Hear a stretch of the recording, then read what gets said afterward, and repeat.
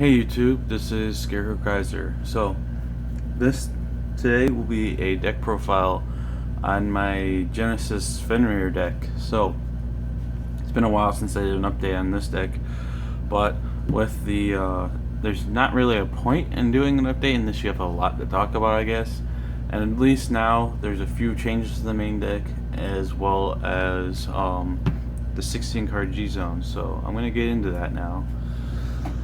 Starting with the grade 3s for this, we obviously have our 4 Fenrir. A very solid card. His GB1 is okay, or GB2 I mean, but his on-stride skill is fantastic. It's a lot hard. It would be a lot harder to win with this deck if you don't ride him. You want to have a consistent way to still charge. But there's been some improvements to that. So my second grade 3, I play 3 Fortuna. She's pretty cool in the sense that her limit break is when she swings. If you drive check something that isn't a trigger, you can Soul Blast 3 and do a new trigger, a new drive check. So she can make sure you get your triggers. She can also pump, but that's not really a big deal. I'm going to talk about her again in a little bit. I used to not run cards like her in this deck that I felt like your grade 3 needed to be someone who could get you soul. Because like if you ride her and you start striding and stuff, you didn't really have a way to get your soul built up so that you could actually do your effects. But there's a new card I will talk about in a little while that has improved that. So I like using her now. And my last grade 3 is I still play 1 Deity of Dreams. I used to play more of them because on ride you could soul charge with them, so at least you would have something to start going. But I still play 1 of them now, even though that problem has kind of been solved.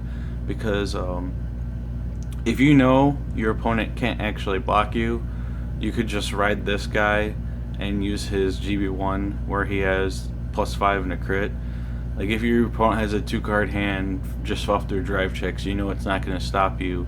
This guy is a crit. Nothing else in the deck would guarantee that you have a crit. So he's kind of cool for that option. For the grade 2 lineup, we got 4 of the Mystic Snake. This guy is pretty good. I feel like the deck has to be playing him at least at 3 if not 4, so because he hits good numbers. That's basically it. The turn that you use your Vanagar, he'll be a 15 by himself. So I wish there were other cards in the deck that did big soul blasts so that he could get like Vanagar does, so that he could get like good numbers more easily. Pretty much outside of Vanagar you can make him like a 12 with your other effects, but he does work very well the turn that you are going to, if you're going to be using her limit break, because then you could, like with her drive check now trigger Soul Blast 3 pump 3, drive check now trigger Soul Blast 3 pump 3. So this guy could get really big if you combo him with Fortuna as well as with Vanguard. Next we've got 3 Witch of Ravens Chamomile. She is just solid in the fact that she's like a free card. If you Soul Blast her, you can Counter Blast and call her. So that's part of the advantage of playing this deck, is that you can generate a field out of your toolbox of a soul. So she makes for a great ride and just solid like that. Next we also have 2 Twilight Regalia. When she's Soul Blasted, your Vanguard gains the skill of this turn if my attack hits, you can kill a rear guard. So she's kind of cool in the sense that like if you rode her and then you do your first stride, you can Soul Blast her, and then if that attack hits, you can kill an opponent's like starter or something. So she's kind of cool. I'm not a big fan of her. I don't know that I would keep playing her. For now she's in here, but I don't know if I'm going to keep her. She's just kind of inconsistent. I don't I think less than like a couple times I've ever actually gotten the effect off. I mean, it can force them to guard, but I don't know. She's in here right now. Haven't found like something I'd rather play, but whatever. My next grade 2 is I play 2 Battle Maidens. So if you have more rear guards than your opponent, which isn't that hard to do since you can just fill up your board really easily in this deck, she's an 11k. So I like it for the fact that she's got a good number to swing with. She can swing at vanguards all by herself. If you bring out your Doom Brace and power up, now she's a 16. She's just a good number card. So, but she's also only an 8, so that's why I'm only playing the 2 of her. For the grade 1 lineup, first we got our 4 Stride Fodder, our 4 Damage and Flipping Perfect Guards. This deck counterblasts a lot. Kind of need it. Then we got 4 of our Hattie, or Haiti, whatever you say this card's name is. He's our grade 1 clone of the Snake. He makes good numbers. That's what his job is. Pretty good card. This deck needs, I think you need to play 4 of it, because outside of him and the Snake, the deck doesn't have rear guards that do big pushes. So I think you need it so that you can do your big pushes. And then my last grade 1 is I play 2 Witch of Frogs.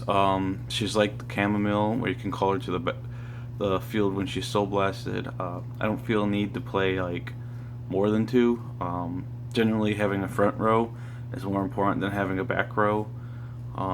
So that's why I've only got 2 of her.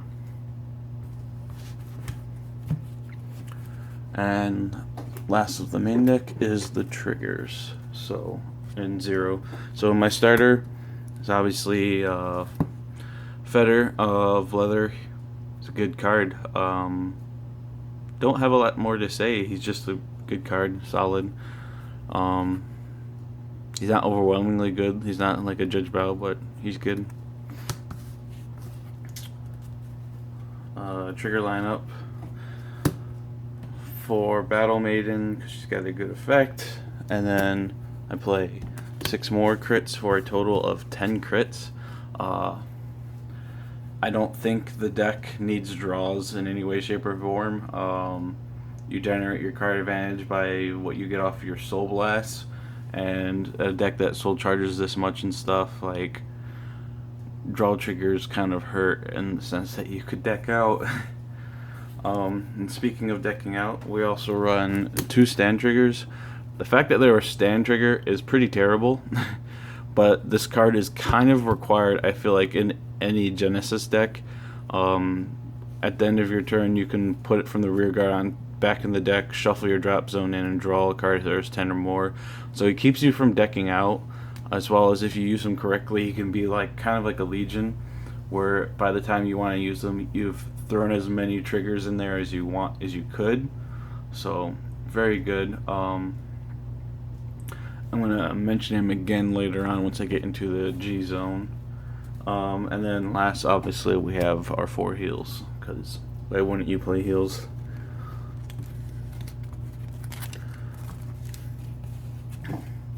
Now, under the G zone,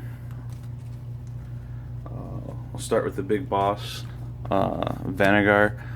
So this card is pretty good. It's definitely a good card. It's definitely their big gun, letting you look at your top 4, rearrange them as you like, and doing it before the drive check. This card is intimidating. Like, you can't just guard 2 to pass against this card.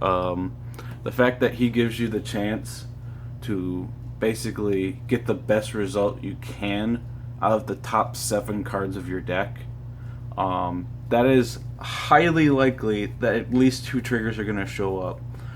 That's a very high chance there's going to be at least 2 triggers with that result. So, like, this card almost requires that you guard for like 3 to pass just to be safe. And then they'll still have to deal with your rear guards, and if they're like the Snake and stuff, they've powered up, so they're going to be harder to block, and it's a very dangerous card. Then we got Two Doombrace, a very good card. Powers up your front row, or not necessarily front row, but he powers up your rear guard.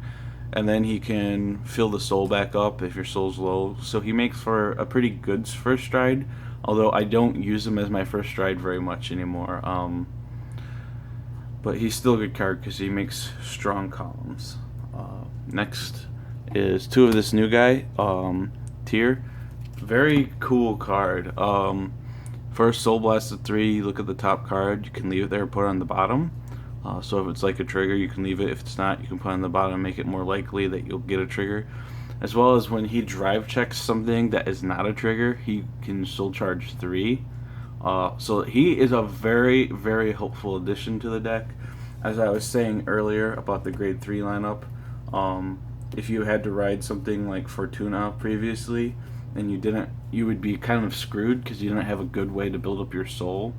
But this card, let's say you did ride Fortuna, you could stride to this guy, and with his ability, you could build up a pretty good sized soul, and have your deck still running and functioning like it should be. So he's a pretty cool card. I don't use him often, more than once in a game. Usually he's just my first stride, but he's still a very good card. Then we have one of the Goddess. This card is not very good. I'm gonna try to replace it as soon as I can. I don't know if I want to play like a third Doombrace, or I don't want to play a third Tar, I don't think, but I don't know. She's good as sounds good as an option, in the sense that if you needed resources, you could bring her out and she could get you some resources, but they never let her hit when she comes out, and she doesn't let you Soul Blast unless she hits. So things like in your deck that need Soul Blast to do stuff like the snake, and she's not particularly good. Maybe I'll play a third Doombrace. Yeah. Continuing, we've got two Blizzes. I just like having the option of this big ass cannon, and it does really helpful against certain matchups like Link Joker. One Seabreeze, because if they don't let you stride, your deck's kind of dead in certain ways. So, although this deck isn't as dead as other GB based decks, because it's got a lot of like non-generation break backup like Fortuna, but you won't really be able to do like a lot of options like soul charging and stuff, so he's just there. And then for the G guards, we got two Iris. Iris is a fantastic card. I think it's one of the best G Guardians that came out of that set. The fact that it guards for 20, as well as you pick up things from your drop zone, put them back in the soul. It's really good. You can pick up your Witch of Frogs or Witch of Ravens, put them back in the soul, use them. The Regalia chick just gives you more options back to your toolbox of a soul. As well as one very important issue is the stand trigger. With you only running 2 stands, because you don't want to use them as triggers, you just want to use them to rebuild your deck. You could often, if you lose them, you would be in a tight spot. Like, let's say you had to guard with them just to survive, or they got soul charged and stuff. But as long as things can get into your soul, you can be able to soul blast them and call them out with like Fenrir and stuff. And with her addition to the deck, if you guard with her, you could pick that stand trigger up, put it back into your soul, so that you can then soul blast it and then use it to call it back and then rebuild your deck. So she's a very good addition to the deck. And then last we have one Dismal and one Screw. Pretty much every deck plays these cards, and we all know why. So, I think that just about covers everything I wanted to talk about now. So, yeah. Thank you guys for watching.